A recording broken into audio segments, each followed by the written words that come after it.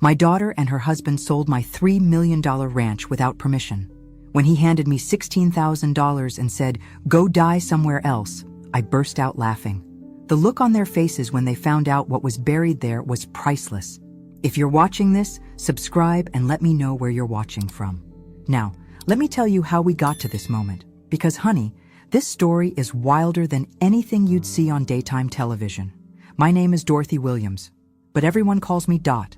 I'm 68 years old, and 3 days ago, I discovered that my daughter Emma and her husband Jake had somehow managed to sell my ranch in Montana without my knowledge or signature.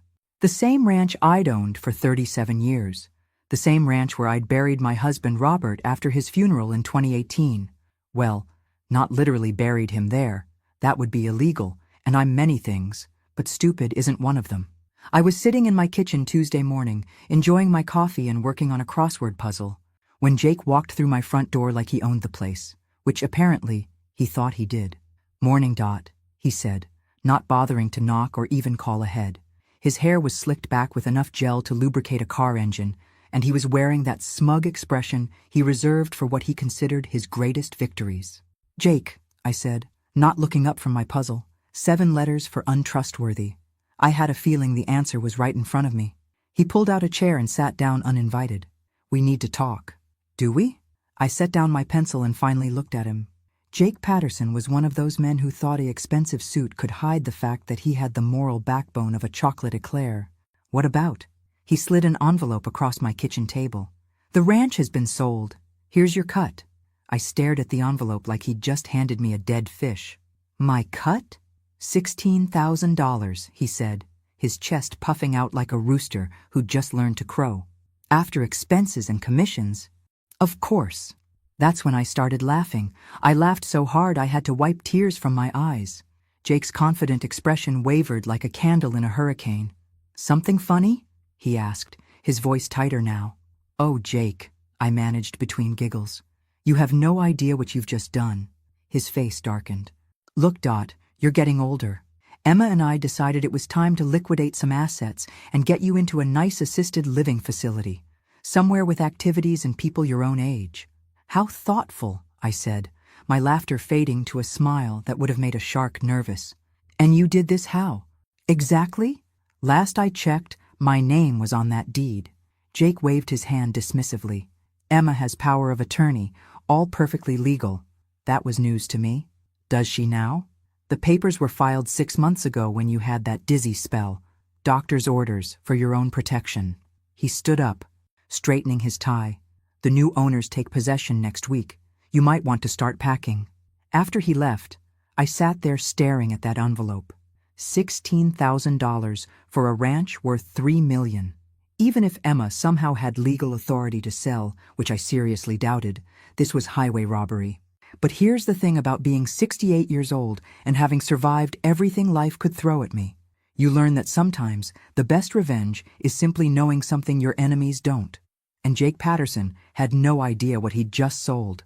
The law office of Harrison and Associates smelled like leather and false promises. I sat across from Thomas Harrison, a lawyer who looked young enough to be checking IDs at a bar, trying not to roll my eyes as he explained my limited options. "Mrs. Williams, I have to be honest with you," he said, shuffling through papers like he was dealing cards. "If your daughter does have power of attorney and acted within her legal authority—" "That's a big if," I interrupted. "I never signed any power of attorney papers." "Well, if you were experiencing cognitive issues at the time, you might not remember." "Son," I said, leaning forward, "I may be 68, but I remember every detail of every day for the past 6 months, including the fact that I never had any dizzy spell requiring medical attention." He cleared his throat nervously. "Even so, proving fraud would require—" "What it would require," I said, standing up and gathering my purse, "is a lawyer who believes his client. Clearly, you're not that lawyer." I walked out, leaving young Thomas with his mouth hanging open like a screen door in a tornado. Back in my car, I called my old friend Margaret from my book club. Margaret had worked as a paralegal for 30 years before retiring, and she had the kind of practical legal knowledge that didn't come from law school. "Dot, honey, what's wrong?" she answered on the second ring. I explained the situation while driving home. Margaret's outrage was satisfying, but her advice was even better. You need Patricia Chen at Chen & Associates, she said. She specializes in elder fraud, and she doesn't lose. But more importantly, you need to start gathering evidence. Get copies of everything. The sale documents, the power of attorney paperwork, bank records, everything. Already on it, I said. Jake left the envelope with the sale paperwork. Amateur mistake. That afternoon, I spread the documents across my dining room table like I was planning a military campaign. The sale had gone through Pinnacle Real Estate, handled by an agent named Sandra Mills. The buyers were listed as Mountain View Development LLC. Interesting. Jake had told me it was a family looking for a private retreat. Corporate buyers usually meant development plans, shopping centers, housing developments, that sort of thing. I called Pinnacle Real Estate. Sandra Mills speaking. Hello, this is Dorothy Williams. I understand you recently handled the sale of my ranch on Willow Creek Road. There was a pause. Oh, Mrs. Williams. Yes, congratulations on the sale. Your daughter and son-in-law were so excited about helping you downsize. I'm sure they were. Can you tell me a bit about the buyers? Mountain View Development? They're planning something wonderful. A luxury resort and spa. Your property was perfect for their needs. A luxury resort. On my land, where I'd spent 37 years building a life. The sale went through very quickly, I said casually. Oh yes, they paid cash. $3.2 million. Such a relief when deals close that smoothly. $3.2 million. Jake had handed me $16,000. After I hung up, I sat in my rocking chair on the front porch, looking out at the mountains that had been my view for decades. The anger was building inside me like a storm system, but underneath it was something else. Something Jake and Emma had clearly forgotten about. I wasn't just some helpless old lady they could push around. I was Dorothy Williams, who had taught high school English for 35 years, who had dealt with teenage troublemakers, overprotective parents, and incompetent administrators, who had buried a husband and raised a daughter largely on my own, and who knew exactly what was buried in the southwest corner of my property, under the old oak tree where Robert used to sit and read his newspaper. Jake thought he was so clever, but he had no idea he'd just sold evidence that could destroy some very powerful people. Evidence I'd kept hidden for 7 years, waiting for the right moment. That moment had just arrived. Patricia Chen's office was everything Thomas Harrison's wasn't. Efficient, organized, and occupied by someone who actually listened when I spoke. Patricia was probably in her 50s, with silver-streaked hair and the kind of sharp eyes that suggested she'd heard every sob story and seen every scam. Mrs. Williams, I've reviewed the documents you provided, she said, setting down a thick folder. The power of attorney paperwork is questionable at best. The signatures don't match your usual handwriting, and there's no medical documentation supporting cognitive impairment. Because there wasn't any cognitive impairment, I said. I was as sharp 6 months ago as I am right now. I believe you. The question is, can we prove fraud before the sale becomes final? I leaned back in my chair, considering how much to tell her. Patricia, what would happen if it turned out the property contained something that made it legally impossible to sell? Her eyebrows rose. What kind of something? Hypothetically, if there were environmental issues, or historical artifacts, or, I paused, choosing my words carefully, evidence related to ongoing legal matters? Patricia set down her pen and looked at me directly. Mrs. Williams, is there something on that property that your daughter and son-in-law don't know about? Let's just say that when my husband Robert died 7 years ago, he left behind more than just memories. I'm going to need specifics if you want me to help you. I stared out her office window, watching people hurry by on the sidewalk below. People with their own secrets, their own buried truths. Finally, I made my decision. My husband worked for the County Planning Commission for 28 years, I began. He reviewed development applications, zoning requests, environmental impact studies, boring stuff mostly. Mostly? In 2015, he discovered that several major developments had been approved despite environmental violations. Wetlands destroyed, protected wildlife habitats cleared, water sources contaminated. All because the right people got paid off. Patricia's pen was moving rapidly across her legal pad. He had evidence? Photos, documents, recorded phone conversations, bank records showing payments to public officials. Robert was preparing to turn everything over to the FBI when he had his heart attack. What happened to the evidence? I smiled for the first time since walking into her office.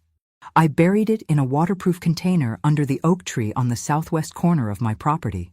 Been there for 7 years, waiting. Mrs. Williams, are you telling me that your ranch is sitting on evidence of public corruption? I'm telling you that Mountain View Development LLC is one of the companies Robert was investigating. And if they're planning to build a resort on my land, they're going to get quite a surprise when they start digging. Patricia leaned back in her chair, a slow smile spreading across her face. Mrs. Williams, I think we're going to get along just fine. We spent the next hour developing a strategy. Patricia would file an injunction to stop the sale, claiming fraudulent power of attorney. Meanwhile, I would contact the FBI about the buried evidence. There's just one problem, Patricia said as I was gathering my things. If we reveal the evidence too early, your daughter and son-in-law might claim ignorance. We need to catch them in the act of trying to cover it up. Don't worry about that, I said, standing up. Emma and Jake think they're so much smarter than the old lady. They'll try to fix this quietly, and when they do, we'll have them exactly where we want them. Walking back to my car, I felt lighter than I had in months. For the first time since Jake had walked into my kitchen with his envelope of blood money, I had a plan. But first, I needed to make a phone call to an old friend at the FBI. Agent Sarah Morrison had been Robert's contact during his investigation. She'd been waiting 7 years for Robert's evidence to surface. It was time to make some people very, very nervous. Agent Sarah Morrison looked exactly the same as she had 7 years ago. Sharp suit, sharper eyes, and the kind of no-nonsense demeanor that suggested she'd seen enough corruption to fill a library. We met at a coffee shop downtown, far from prying eyes and curious ears. Dot, I have to admit, when you called, I thought you might finally be ready to hand over Robert's evidence, she said, stirring her coffee. I didn't expect to hear it was accidentally sold with your ranch. Life has a sense of humor, I said. The question is, how do we handle this without spooking the development company? Sarah pulled out a tablet and showed me a screen full of corporate information. Mountain View Development LLC is owned by Bradley Construction Enterprises. Ring any bells? My blood ran cold. James Bradley was the main target of Robert's investigation. Exactly. And Mr. Bradley has spent the last 7 years very carefully avoiding anything that might draw federal attention. He's been clean as a whistle, suspiciously clean. Until now, I said. He just bought property containing evidence that could send him to federal prison. The question is, does he know what he bought? I considered this. Jake and Emma certainly don't know. They think they're getting rich quick by selling their crazy mother's property. But Bradley... I paused, thinking. Robert always suspected someone warned Bradley about the investigation. That's why he hid the evidence instead of turning it in immediately. Sarah leaned forward. You think Bradley might know about the evidence? I think Bradley has been looking for it for 7 years. And now he thinks he owns the land where it's buried. We sat in silence for a moment, both understanding the implications. If Bradley knew about the evidence, this wasn't just about my ranch anymore. This was about a desperate man trying to bury his past. Literally. Here's what we're going to do, Sarah said finally. We're going to let the sale proceed, but under surveillance. If Bradley starts digging in suspicious places, we'll know he's looking for something specific. And if he finds it, he won't, because you're going to retrieve it first. I nearly choked on my coffee. I'm going to what? Dot, you're the only person who knows exactly where Robert buried that evidence. We need to get it before Bradley does, but we have to do it in a way that doesn't alert him to what we're doing. In case you've forgotten, I'm 68 years old. I'm not exactly built for midnight excavation projects. Sarah smiled. That's why you're going to have help. My partner, Agent Mike Torres, specializes in covert operations. He's also worked construction, so he knows how to dig quietly. The plan was insane, but it was also brilliant. I would go back to the ranch under the pretense of collecting personal items. Sarah's team would provide surveillance and support.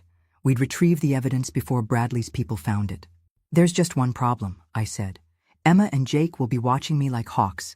They'll suspect something if I start digging around the property. Leave that to me, Sarah said. I have an idea. 2 hours later, I was driving back to the ranch with a story prepared. I'd called Emma and told her I wanted to collect some of Robert's personal effects.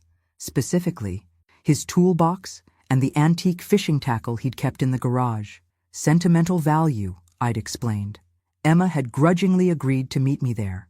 What I hadn't told Emma was that Robert's toolbox contained a metal detector and a small shovel, or that his fishing tackle was actually surveying equipment he'd used to mark the exact location where he'd buried the evidence. As I pulled into the driveway of what had been my home for 37 years, I saw Emma's car already there. She was standing on the front porch, checking her phone and looking impatient. "Mom, hurry up," she called out. "I have a yoga class at 4. "Of course you do, sweetheart," I said, getting out of my car. This won't take long. If only she knew how right she was. Emma followed me around the ranch like a suspicious guard dog, which would have been annoying if it wasn't so predictable. My daughter had always thought she was the clever one in the family, but she'd inherited her father's tendency to overthink simple situations. "Mom, why do you need all this old junk?" she asked, watching me load Robert's toolbox into my car. "It's just going to clutter up whatever apartment you end up in." "Sentimental value," I said, trying to look appropriately melancholy. "Your father spent hours with these tools, fixing things around the property." What I didn't mention was that fixing things had included installing motion sensor cameras and a sophisticated alarm system that Robert had used to monitor his evidence cache. The control unit was hidden in what looked like an ordinary tackle box. "I still can't believe you're making such a big deal about this," Emma continued. "Jake and I are trying to help you transition to a more manageable lifestyle." "How thoughtful," I said, hefting the tackle box. "Speaking of Jake, where is he today?" "Meeting with the development company. They want to start surveying the property next week." Interesting. I wondered if Jake had any idea who he was really dealing with. "Mom, can we please hurry this up?" Emma glanced at her Apple Watch for the third time in 5 minutes. "I really do have plans." "Of course, dear. Just one more thing." I walked toward the southwest corner of the property, where the old oak tree cast long shadows across the ground. Emma trailed behind me, her designer heels sinking into the soft earth with each step. "Why are we going way out here?" she asked. "Your father's fishing chair," I said, pointing to an old aluminum chair that had indeed been Robert's favorite spot for reading the newspaper. "I want to keep it." What Emma didn't notice was me casually stepping off the distance from the tree to the large boulder Robert had used as a landmark, 15 feet northeast, just like he'd written in his notes. The evidence was buried 3 feet down in a case designed to survive decades underground. As I folded up the chair, I caught sight of a black SUV parked on the road about a quarter-mile away. Too far to see clearly, but I had a feeling it wasn't there by coincidence. "Okay, that's everything," I said, starting back toward my car. "Thank you for your patience, Emma." "Finally," she muttered, following me. "Mom, I hope you understand that Jake and I are doing this for your own good. You can't live out here alone forever." "I'm sure you believe that," I said, loading the chair into my trunk. As we drove away in our separate cars, I watched Emma in my rearview mirror. She was already on her phone, probably calling Jake to report that her crazy mother had collected some worthless junk and hadn't caused any trouble. If only she knew that her crazy mother had just completed the reconnaissance phase of an FBI operation. That evening, I met Agent Torres at a diner 20 miles from town. Mike Torres was younger than I'd expected, probably early 30s, with calloused hands and the kind of quiet competence that suggested he'd done this sort of thing before. "Mrs. Williams, Agent Morrison briefed me on the situation," he said, sliding into the booth across from me. "We'll go in tomorrow night, 2 a.m. In and out in 30 minutes. What about security? Your ranch doesn't have active security systems anymore. We checked, but the development company has started posting guards during the day. Night should be clear." I pulled out a hand-drawn map I'd created from Robert's notes. "The cache is here, 15 feet northeast of the oak tree. Metal container, about the size of a briefcase, buried 3 feet down." Mike studied the map. "Access route? There's an old logging road that comes in from the north. It connects to the county road about a mile past the main entrance. Robert used it when he wanted to move around the property without being seen." "Perfect. We'll park there and hike in. You'll stay in the vehicle with communications." I looked at him like he'd suggested I wait in orbit. "Agent Torres, I've been walking this property for 37 years. I know every rock, every tree, every gopher hole. You're going to need me to find that cache quickly and quietly. Mrs. Williams, with respect, this could be dangerous. If Bradley's people are watching the property, then you'll need someone who can move around without triggering every motion detector and camera they've installed, I interrupted. I helped Robert set up the original security system. I know how to avoid it. Mike looked uncertain, but I could see him weighing the practical benefits against his obvious concerns about bringing a 68-year-old civilian on a covert operation. Look, Agent Torres, I said, leaning forward. I taught high school for 35 years. I've dealt with teenage drug dealers, gang members, and administrators with the moral flexibility of rubber bands. A few corporate security guards don't scare me. He almost smiled at that. All right, Mrs. Williams. But we do this my way. Understood? Perfectly. As I drove home that night, I felt a familiar tingle of anticipation. Tomorrow night, I would finally finish what Robert had started, and Jake and Emma would learn that their elderly mother was full of surprises, some of them pleasant, others not so much. The logging road was darker than I remembered, with tree branches scraping against Mike's surveillance van like skeletal fingers. I sat in the passenger seat, wearing black clothes that made me feel like I was auditioning for a very senior version of a spy movie. Radio check, Mike whispered into his headset. Alpha team in position. Sarah's voice crackled through the speaker. Copy, Alpha. No movement on primary surveillance. You're clear to proceed. Mike turned to me. Last chance to wait in the van, Mrs. Williams. Agent Torres, I've come this far. I'm not backing down now. We grabbed our equipment, Mike's professional excavation tools, and my much more humble collection of garden implements, and headed into the darkness. I'd walked this path hundreds of times during daylight, but at 2 a.m. it felt like an entirely different landscape. Bear left at the fallen log, I whispered, pointing ahead. The oak tree should be visible in about 50 yards. Mike moved like a ghost, barely disturbing the undergrowth. I tried to match his stealth, though my 68-year-old joints weren't quite as cooperative as I would have liked. The oak tree loomed against the starlit sky, its massive trunk exactly as I remembered. I counted off 15 paces northeast and pointed to a spot near the large boulder. There, I whispered.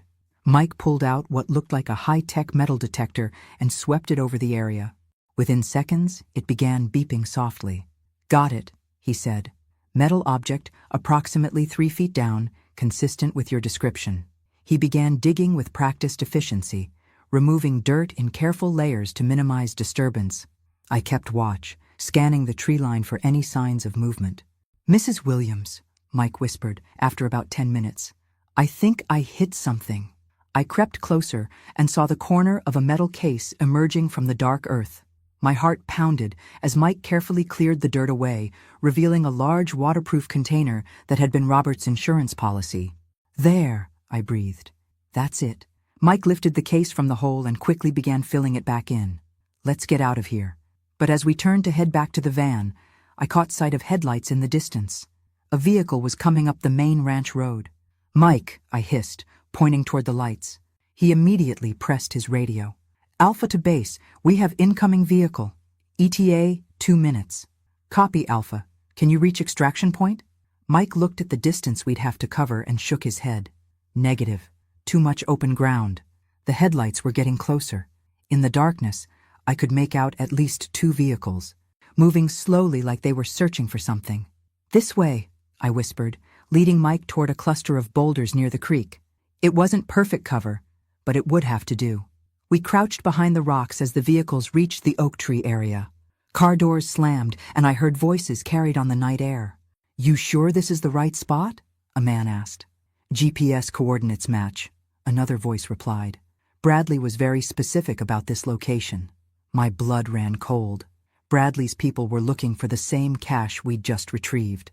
Start setting up the equipment, the first man ordered. Boss wants this done before sunrise. Through a gap in the rocks, I could see 3 men unloading what looked like excavation equipment. Serious stuff, not the kind of tools you'd use for casual digging. Mike pressed his radio again. Base, we need immediate extraction. They're setting up to dig right where we just were. Copy, Alpha. Beta team moving to secure alternate route. We waited in tense silence as Bradley's people began their search. They had metal detectors too, but they were sweeping in a grid pattern that would take them much longer to cover the same ground. After what felt like hours, but was probably only 20 minutes, Mike's radio crackled again. Alpha, Beta team in position. Move north to secondary extraction point. We slipped away from our hiding spot and made our way carefully through the darkness. Behind us, we could hear the sounds of digging and increasingly frustrated voices as Bradley's people realized they weren't finding what they'd expected. When we finally reached the van, I was shaking, not from fear, but from adrenaline and the satisfaction of knowing we'd beaten them to the prize. Mrs. Williams, Mike said as we drove away, that was some of the best covert maneuvering I've seen from a civilian. I told you, I said, patting the metal case beside me. High school was excellent training for dealing with criminal behavior. As we headed back to town, I thought about Jake and Emma, probably sleeping peacefully in their beds, unaware that their simple real estate scam was about to become the center of a federal investigation. Tomorrow, I would call Patricia Chen and set the next phase of my plan in motion. But tonight, I allowed myself a moment of quiet satisfaction. Robert's evidence was finally safe, and Bradley's people were about to discover that sometimes the old lady wins. The contents of Robert's cash exceeded even my expectations. Spread across Patricia Chen's conference table were documents, photographs, and recordings that painted a picture of corruption so extensive it would make front-page news for weeks. Mrs. Williams, this is extraordinary, Patricia said, examining a series of bank records.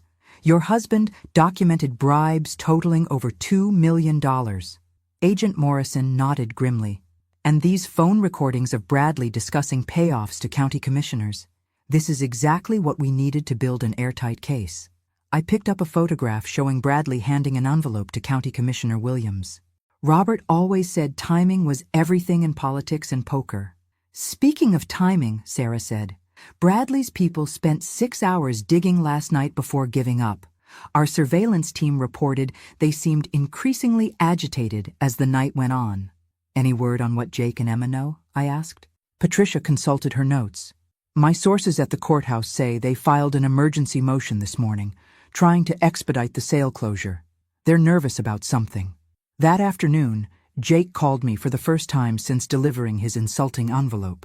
His voice had lost its usual smugness, replaced by something that sounded suspiciously like panic. We need to talk, he said without preamble. Do we? I thought our conversation was finished when you handed me $16,000 for my $3 million ranch. Look, there might be some complications with the sale. The buyers are asking questions about the property history. What kind of questions? There was a pause.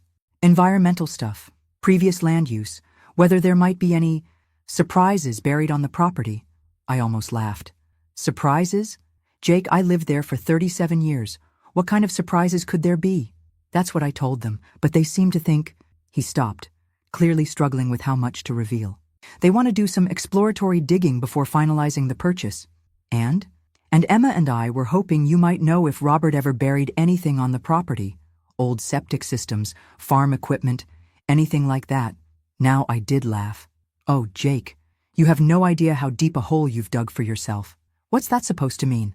It means you should have asked these questions before forging my signature on legal documents. The line went quiet. I don't know what you're talking about. I'm talking about the fact that I never signed any power of attorney papers, Jake. I'm talking about fraud. You need to be very careful about making accusations. Or what? You'll steal more of my property? I hung up before he could respond. Within an hour, Emma was calling, her voice shrill with panic. Mom, what did you say to Jake? He's talking about lawyer fees and criminal charges. I told him the truth, Emma. Something you two might want to consider trying. Mom, please, we can fix this. We can work something out. The time for working something out was before you decided to treat me like a senile old woman who could be discarded. We never meant... You meant exactly what you did. The question now is what you're going to do about it. After I hung up on Emma too, I called Patricia. They're panicking. Bradley must be putting pressure on them to resolve whatever problems his people discovered. Good. Panicked people make mistakes. What's our next move? We let them panic a little more. Tomorrow, I'm filing criminal charges for elder fraud and forgery. Once that's public record, Bradley will realize he's been dealing with criminals who couldn't deliver what they promised. That evening, I sat in my temporary apartment, looking through the evidence we'd recovered. Robert had been meticulous in his documentation, but one file surprised me. It contained information about Jake's construction company, specifically about a development project that had been built on illegally filled wetlands. Jake hadn't just stumbled into this mess by accident. He'd been involved in Bradley's corruption network for years. My phone rang. Unknown number. Mrs. Williams? The voice was unfamiliar, gravelly. My name is James Bradley. I think we need to have a conversation. Every instinct told me to hang up, but curiosity won. Mr. Bradley, I understand you've purchased my ranch. There seems to be some confusion about that purchase. I'm hoping we can resolve it like civilized people. I'm always in favor of civilized conversation. Excellent. Would you be available to meet tomorrow afternoon? I have some questions about your property. I'm sure you do. What time? After we arranged to meet at a restaurant downtown, I immediately called Sarah. Bradley wants to meet with me directly. Absolutely not. It's too dangerous. Sarah, this might be our only chance to get him to incriminate himself. If he's desperate enough to contact me directly, he's going to say something stupid. And if he's desperate enough to hurt you, then you'll have him for assault on top of everything else.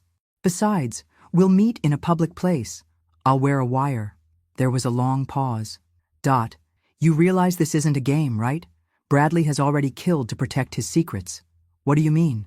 3 people who worked on Robert's original investigation died in accidents over the past 7 years.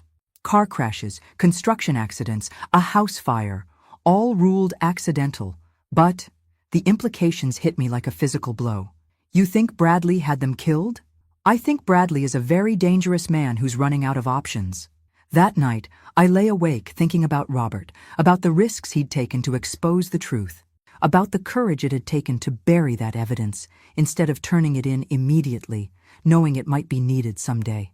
Tomorrow, I would face the man who might have killed my husband's sources, the man who thought he could intimidate a 68-year-old woman into giving up everything she'd worked for. He was about to learn that some old ladies don't intimidate easily. The restaurant Bradley chose was the kind of place where powerful men made deals they didn't want recorded. Dark wood paneling, thick carpets that absorbed sound, and tables spaced far enough apart for private conversations.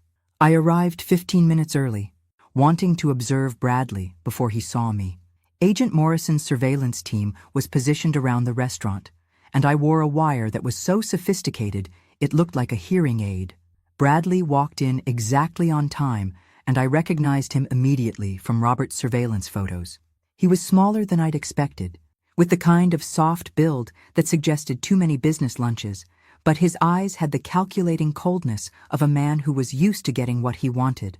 Mrs. Williams, he said, sliding into the booth across from me. Thank you for agreeing to meet. Mr. Bradley, I have to admit, I'm curious about what brings a busy developer to seek out a retired teacher. He smiled, but it didn't reach his eyes. I think we have a mutual problem that requires a creative solution. Do we? Your daughter and son-in-law led me to believe they had clear title to your ranch. It seems that may not be the case. I sipped my coffee and waited for him to continue.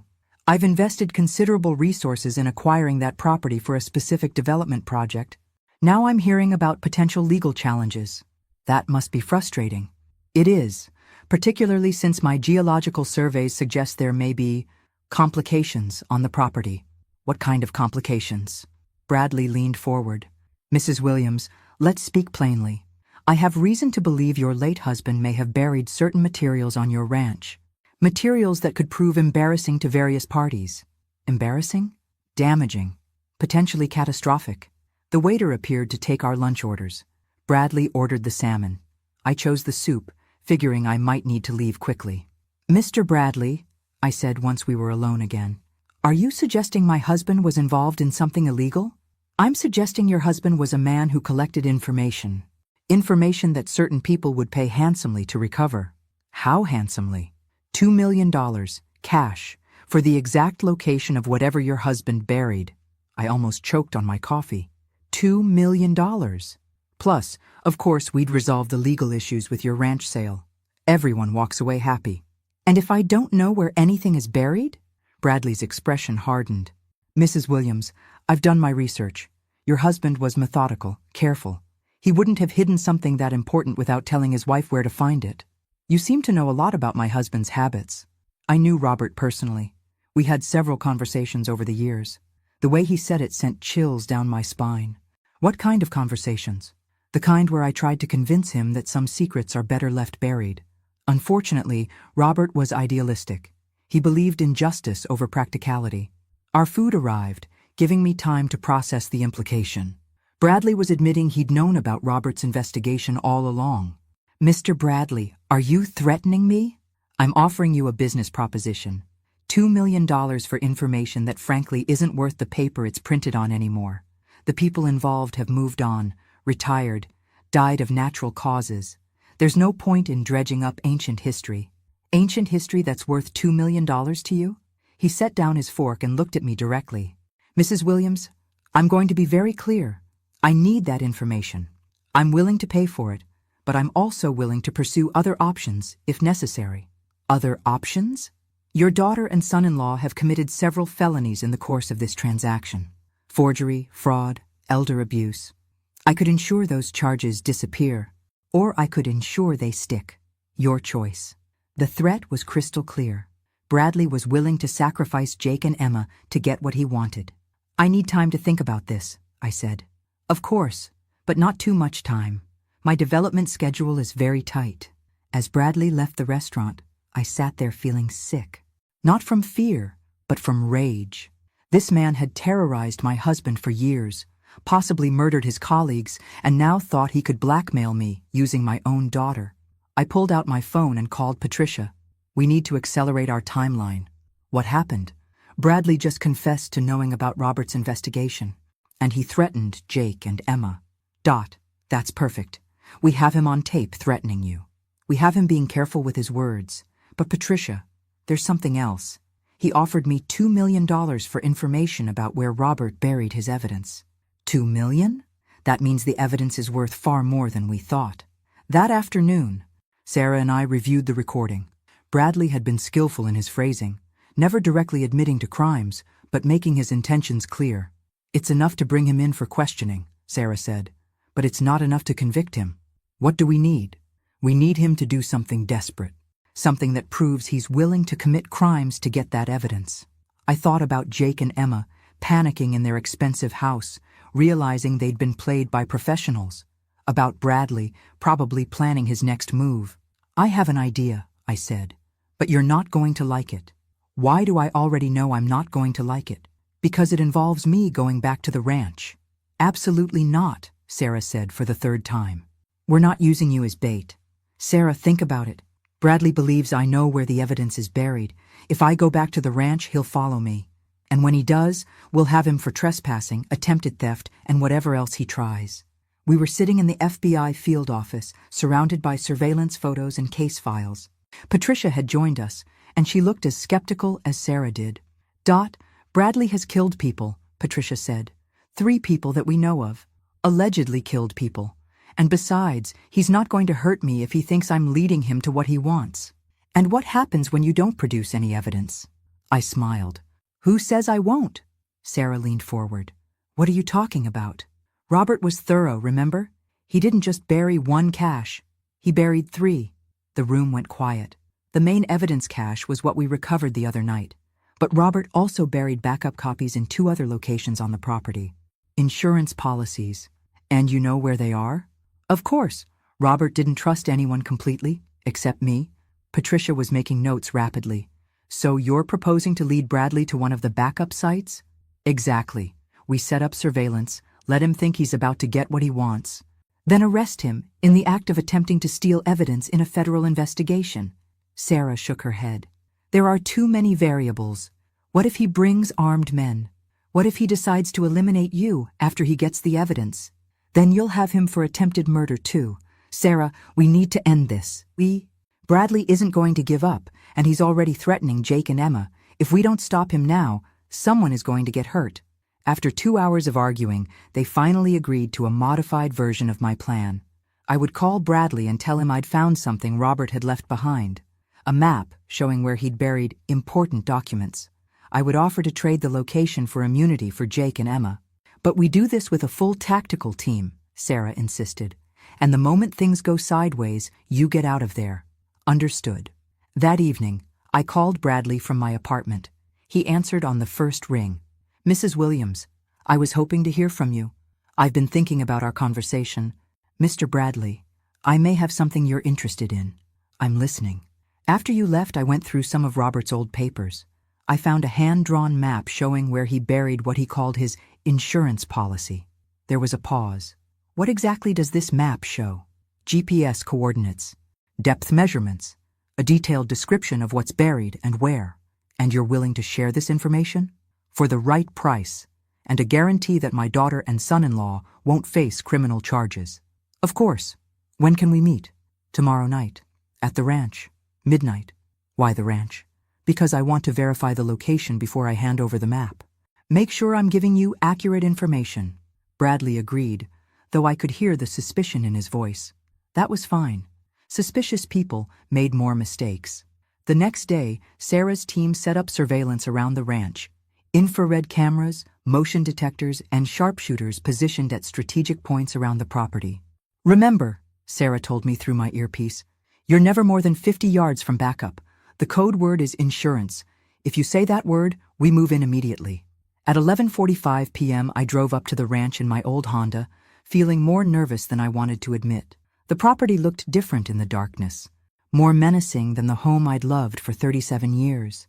Bradley's black SUV was already there, parked near the main house. I saw at least 2 other vehicles nearby, which meant he'd brought backup. As I got out of my car, Bradley emerged from the shadows with 2 men I didn't recognize. Both were large, quiet, and moved like they'd done this sort of thing before. "Mrs. Williams," Bradley said, "I appreciate your punctuality. Mr. Bradley, I hope you appreciate mine." "The map?" I pulled out a folded piece of paper from my jacket pocket. GPS coordinates for 3 different burial sites. Robert was apparently more paranoid than I realized. Bradley studied the map by flashlight. "These locations are all on the southwest section of the property. Robert always said that was the most secluded area, less chance of accidental discovery." "And you're certain this information is accurate?" "There's only one way to find out." Bradley nodded to his men, and we began walking toward the coordinates I'd marked on the fake map. What Bradley didn't know was that I was leading him directly into the FBI's surveillance zone. As we reached the first location, Bradley's men began setting up excavation equipment. Professional stuff, the kind used for construction projects. "This seems like a lot of preparation for a simple excavation," I observed.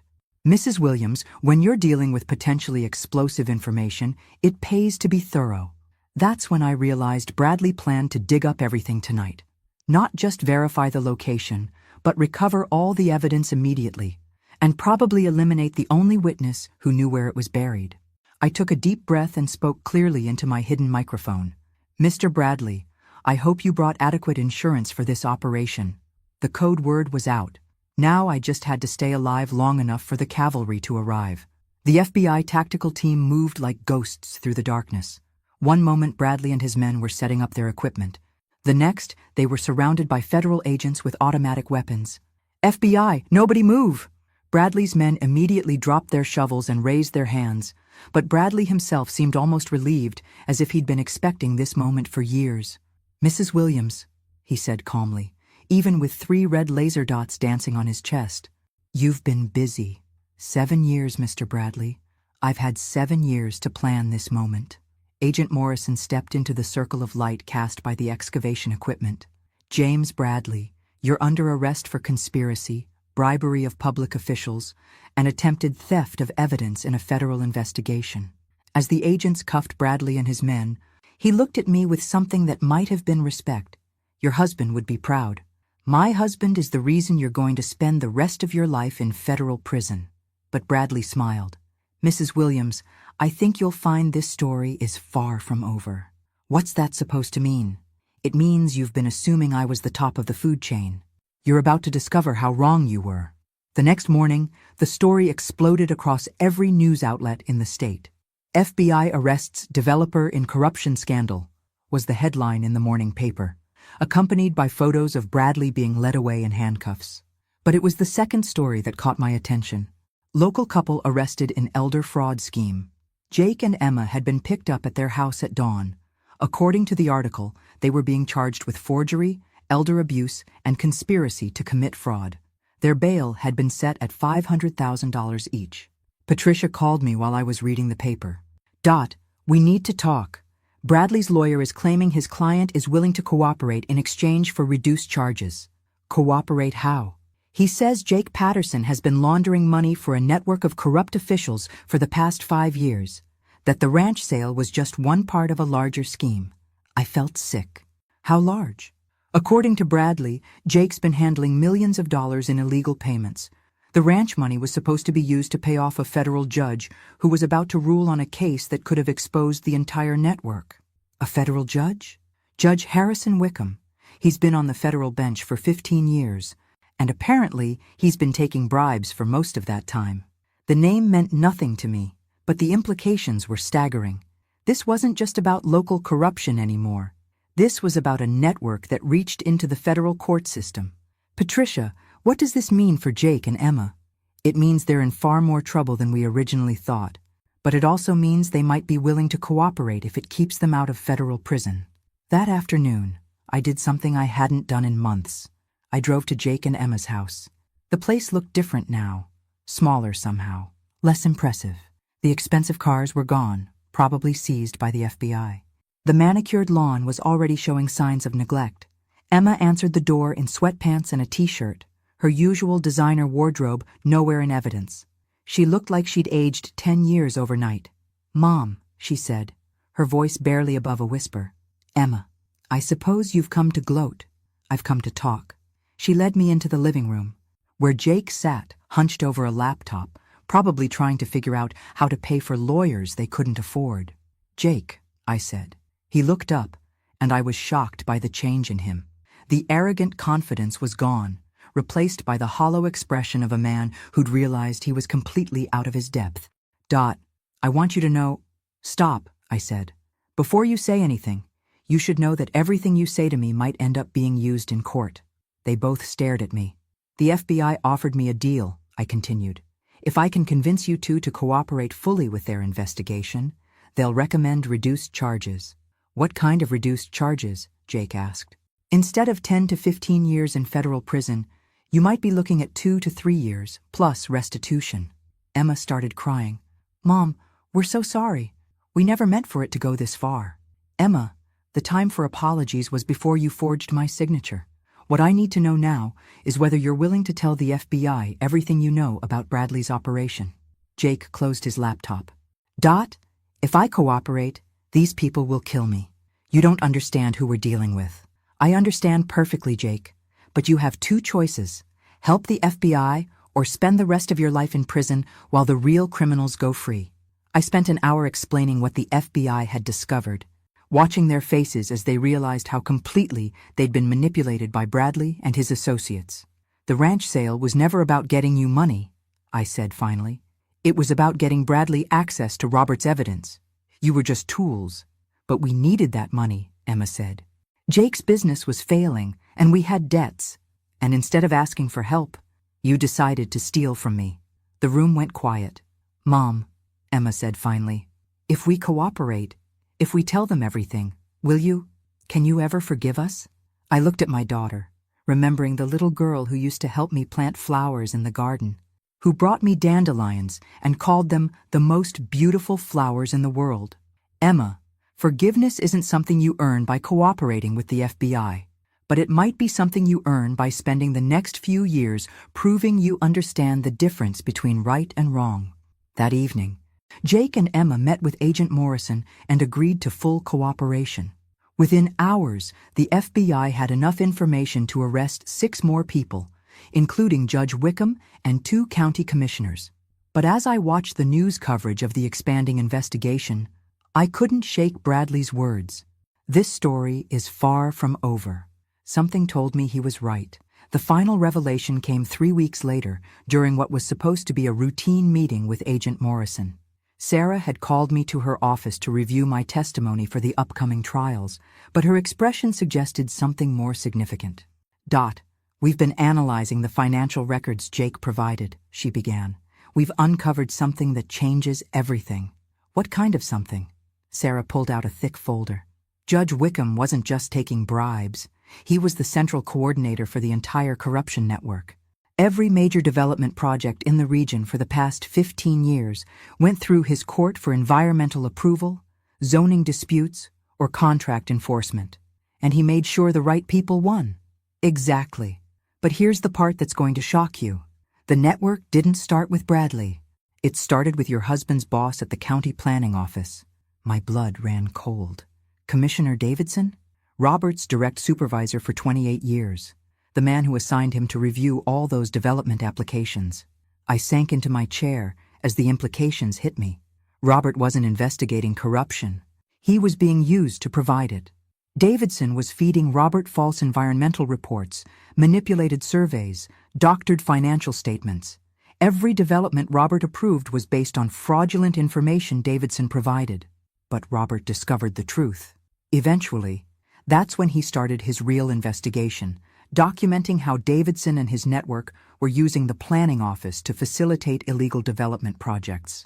Sarah pulled out another document. But here's the part that ties everything together.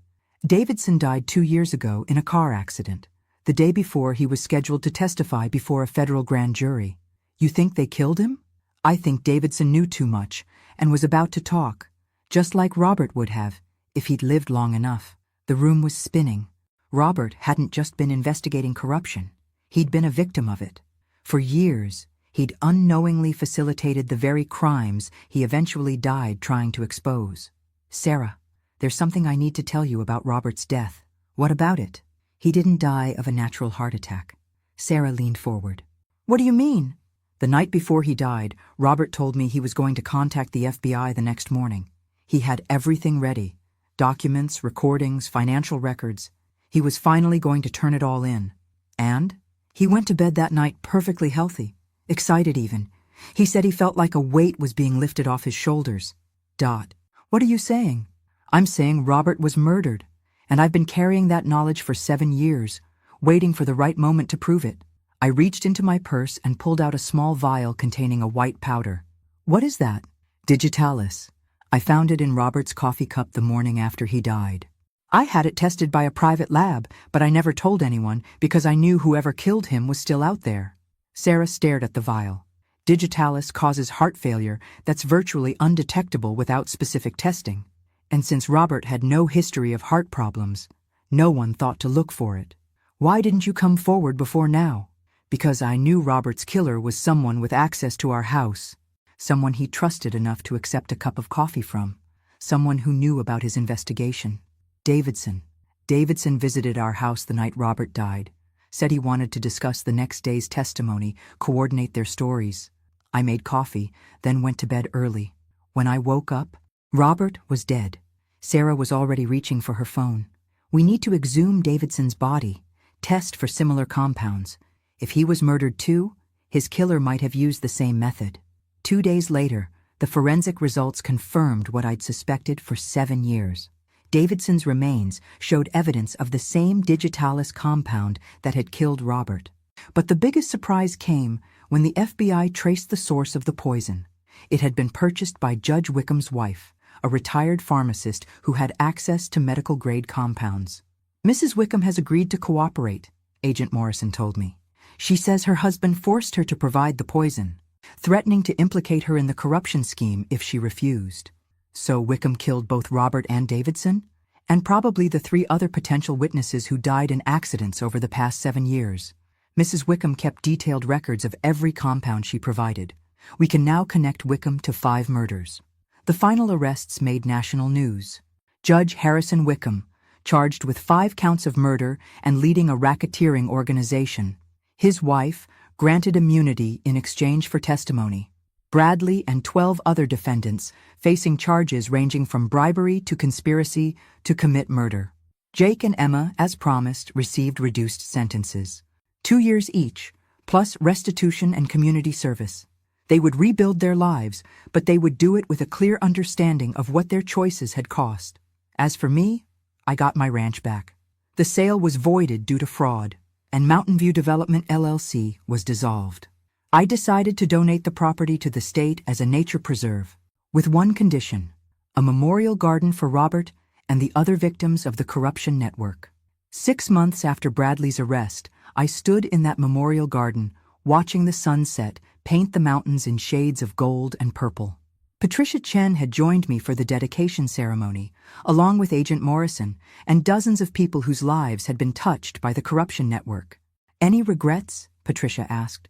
I thought about Robert, about the years he'd spent unknowingly facilitating the very corruption he died trying to expose, about Jake and Emma, learning hard lessons about the consequences of greed, about the 5 people who died because they threatened to expose the truth. "No regrets," I said finally. Justice took 7 years, but it finally arrived. As the stars came out over the ranch that was no longer mine but would forever be home, I allowed myself a moment of quiet satisfaction. Robert's evidence had finally served its purpose. The truth had won. And sometimes, and that's enough. The old lady had gotten the last laugh after all. Thanks for listening.